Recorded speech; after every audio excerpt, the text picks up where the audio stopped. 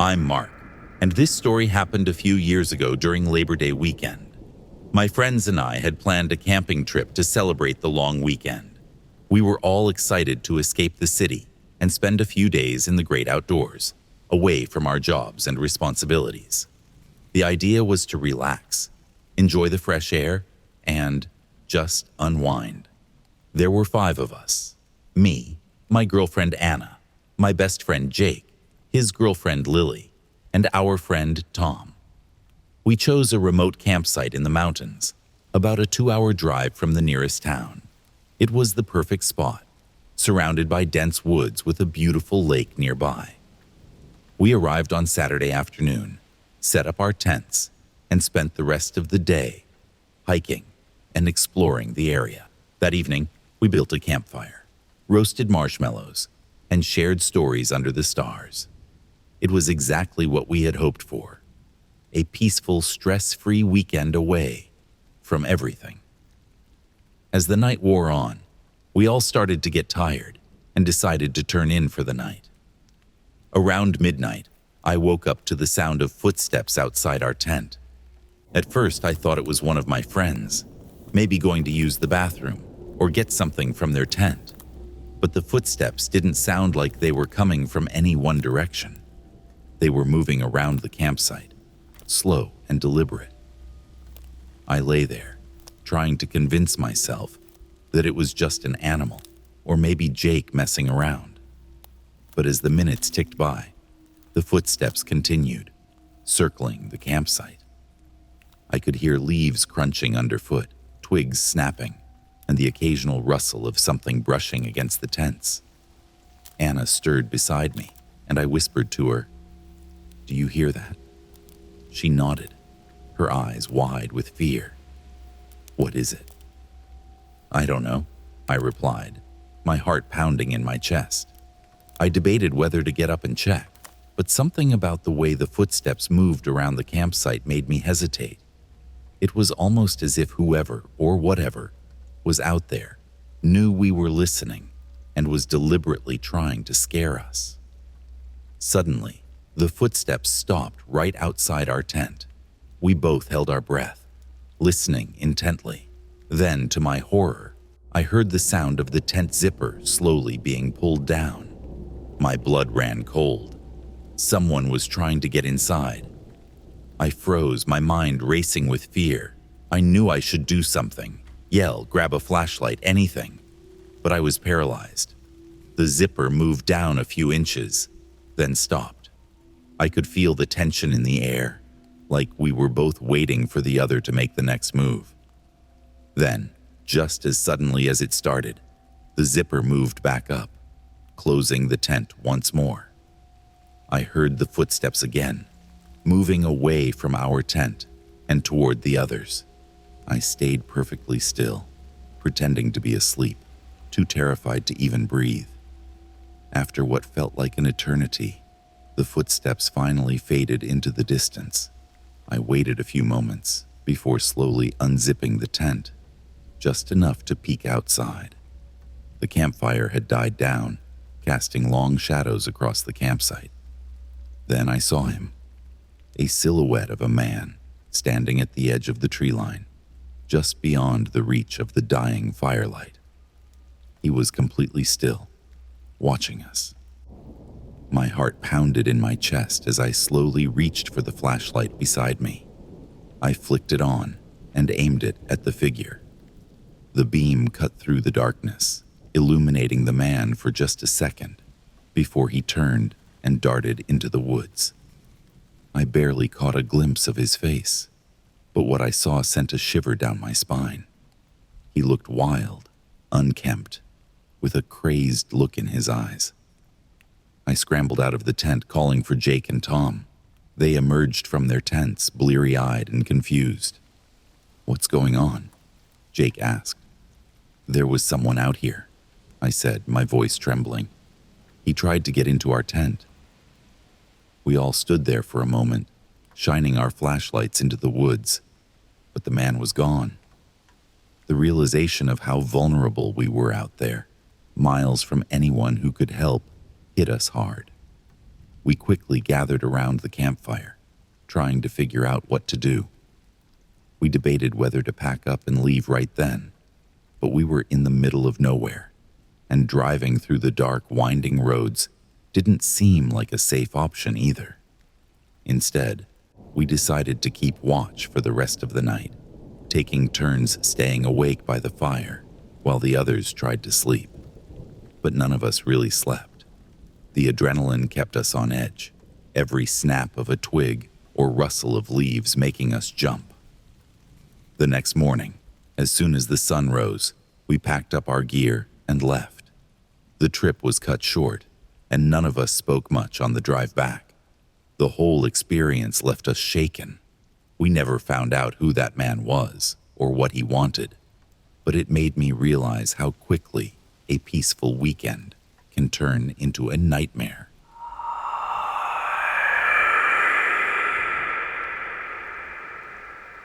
Back when I was 18, I decided to stay home alone during Labor Day weekend. My parents had planned to visit my aunt for her 60th birthday, but I wasn't too keen on spending the weekend with a bunch of relatives. I figured it would be a perfect opportunity to have some fun, so I decided to throw a party while they were gone. I invited a bunch of my friends and told them to bring whoever they wanted. The more the merrier, right? I also told everyone to bring their own booze, since I wasn't about to supply drinks for a crowd. The word spread quickly, and by the time Saturday night rolled around, my house was packed with people. The party was a blast. The music was loud, people were dancing, and everyone seemed to be having a great time. I didn't recognize everyone there, but that didn't bother me too much. It's typical for parties like this to attract a few extra faces, especially when word gets out. As the night went on, the drinks flowed freely, and I started feeling the effects of a few too many beers. The crowd began to thin out as people left for other parties or to head home.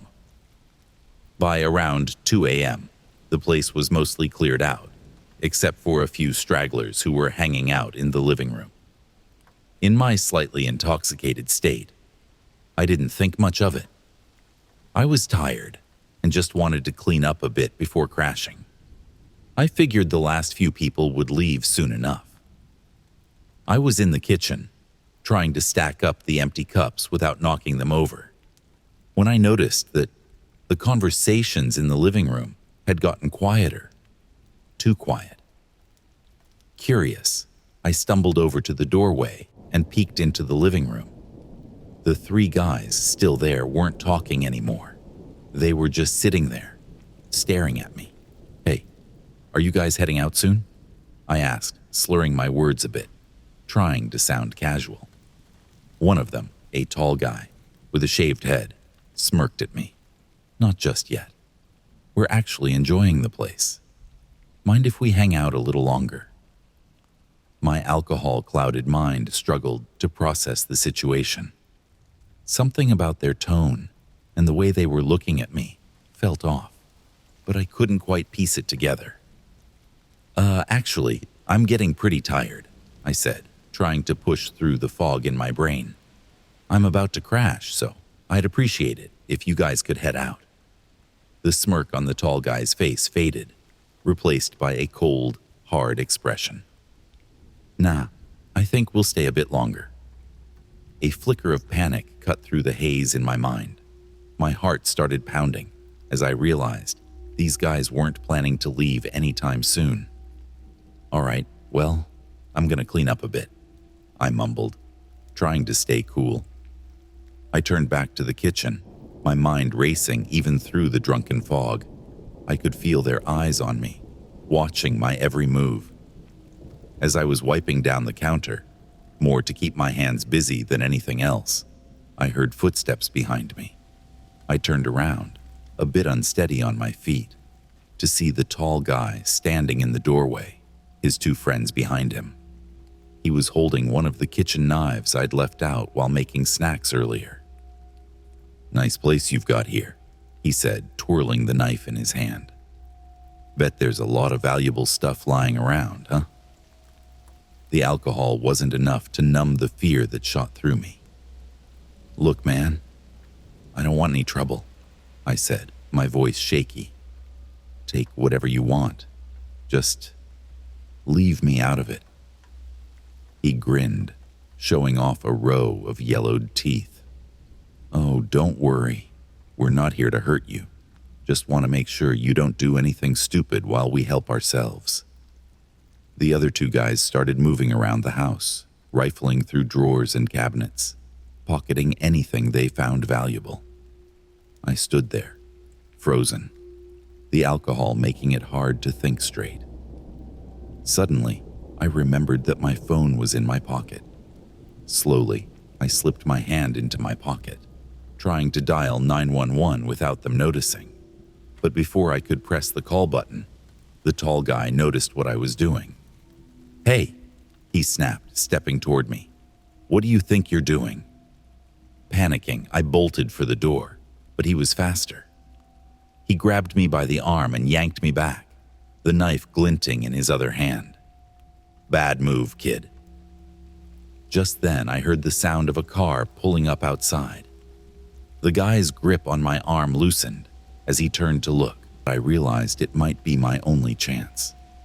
I twisted out of his grasp and stumbled out the back door, running as fast as my unsteady legs would carry me toward the neighbor's house. I didn't look back until I was safely inside, panting and trying to catch my breath. My neighbor, Mr. Evans, was an older man who lived alone.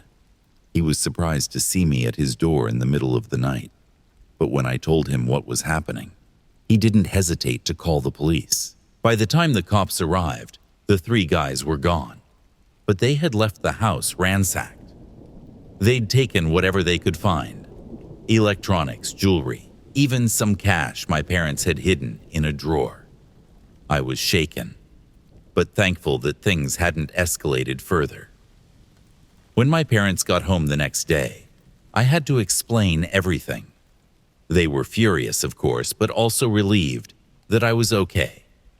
We never did find out who those guys were, but the experience taught me a hard lesson about throwing parties and who to let into your home.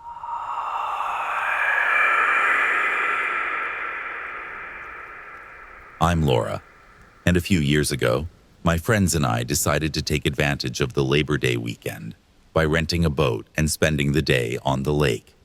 We were all excited to have a girls' day out, just us, the sun, and the water, with no worries or responsibilities.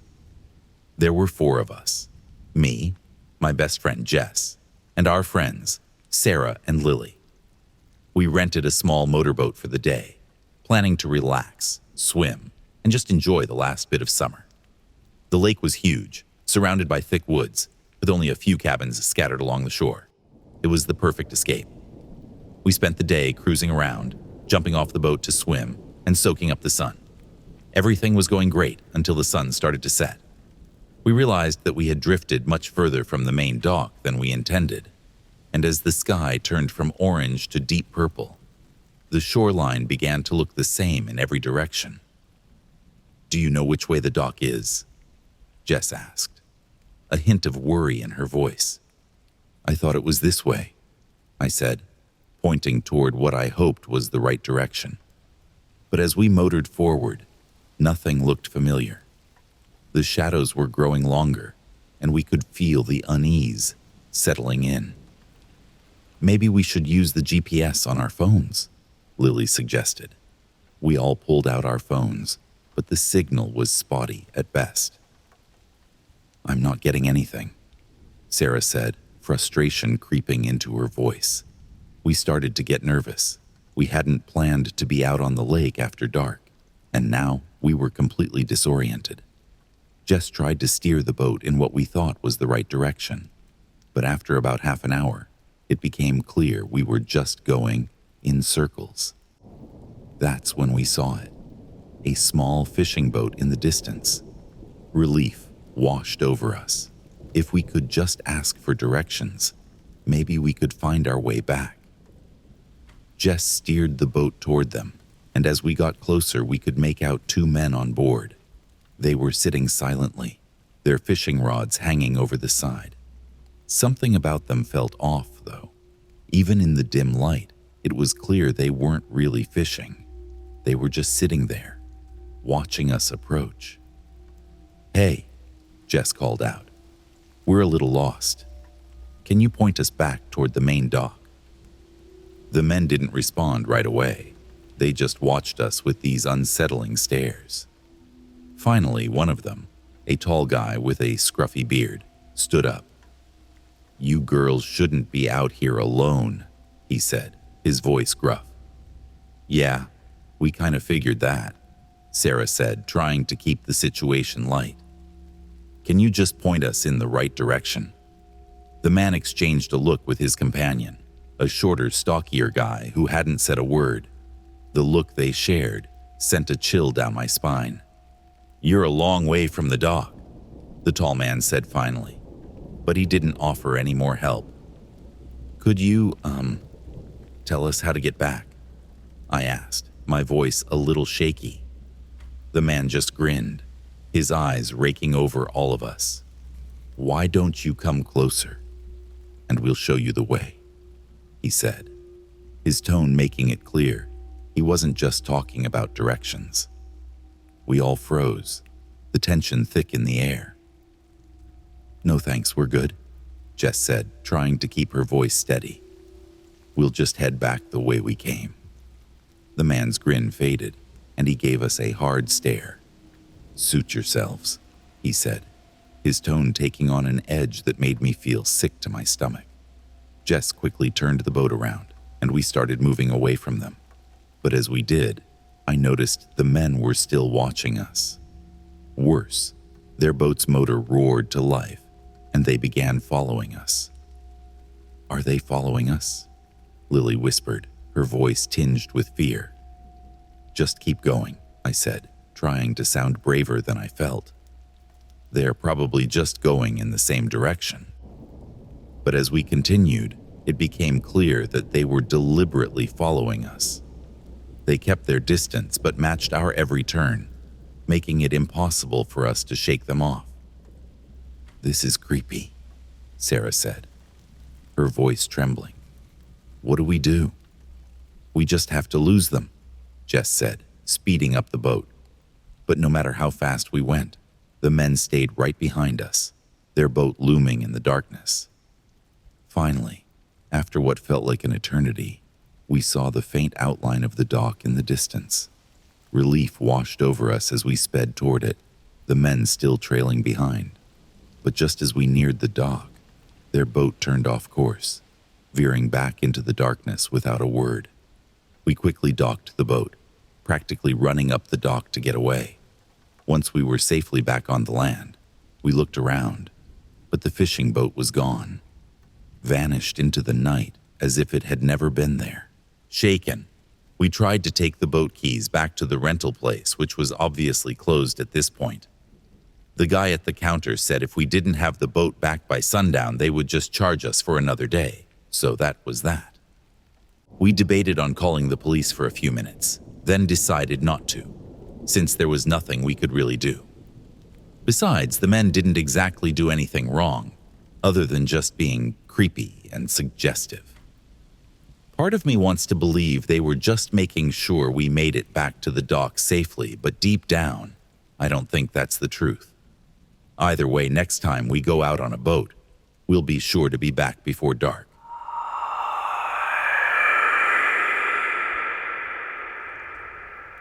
Thanks so much for listening to Nightmare Narratives. If you enjoyed this episode, subscribe to our channel and turn on notifications so you can be reminded when we post a new video every Tuesday at 10 a.m. Central Time.